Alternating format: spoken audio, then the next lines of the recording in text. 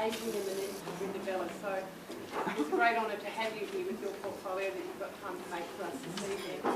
I must say this is my favourite exhibition of the year, and I look forward to it each year and by something in the gallery to be in my office. And it's just fabulous to see the diversity of the medium of the artwork and the fabulous work that's created through our Arts, Leisure and Skills program.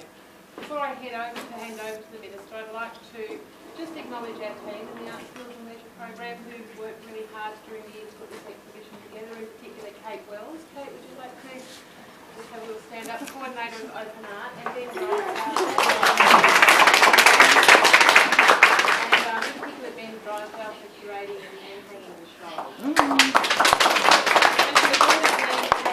Simone, and the rest of the team at Arts, Skills and Leisure I want to thank you, but mostly I want to thank all of our participants who've come here tonight and, you know, really proud to show your work. Also I'd like to acknowledge our tutors. Is it Tony Steele's here this evening? Tony?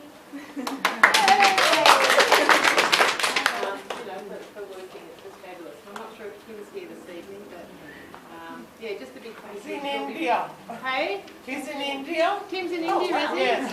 Oh, lucky Tim. So I'm now going to hand over to the Minister to do his opening of our show. Oh, thanks very much. Well, thanks very much for inviting me here tonight to open this fantastic exhibition. Can I begin by recognising, of course, that we're meeting on the lands of the Ngunnawal people, the traditional owners, and I respect their continuing culture and the unique contribution they make to life in this area.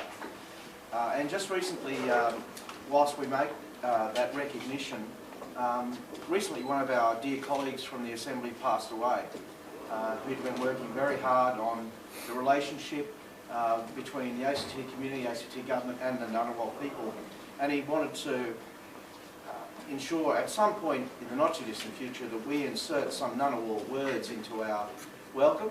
So I'd just like to use Auntie Agnes's words where she always welcomes people onto her country, which are Nagana Yarabai Yangu, which means you can leave your footprints on her land. So thank you to Dira Horn for the invitation here.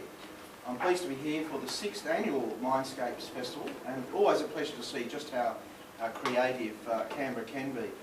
With Mental Health Week next week, it's a great occasion to reflect on the challenges our community faces regarding mental health and what we, the community, families and friends and ourselves can do about that.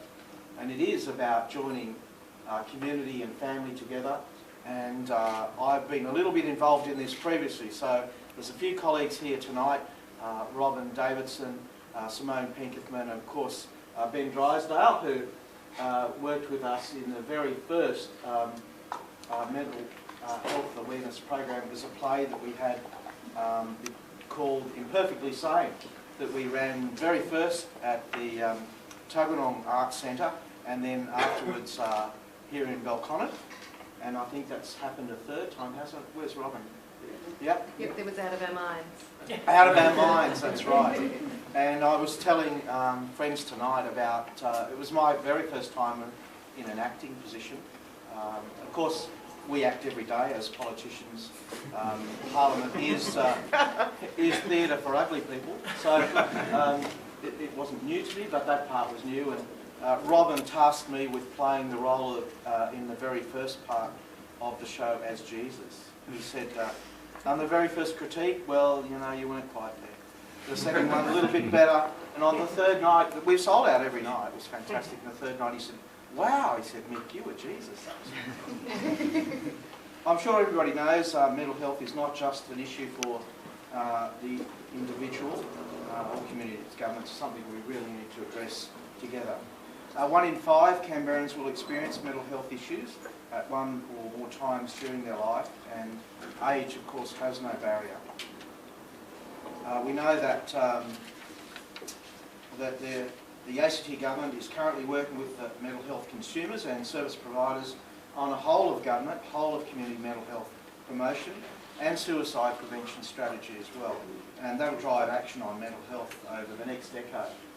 The new mental health strategy will seek to coordinate promotion, prevention and intervention strategies in the ACT between the government, the Commonwealth Government, of course, and the community sector.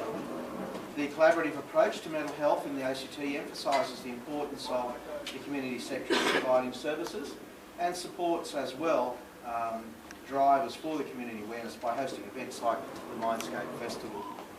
So, ladies and gentlemen, creating community understanding and appreciation for the impact of mental illness is the first step to reducing the stigma and discrimination against people living with mental illness and promoting positive mental health.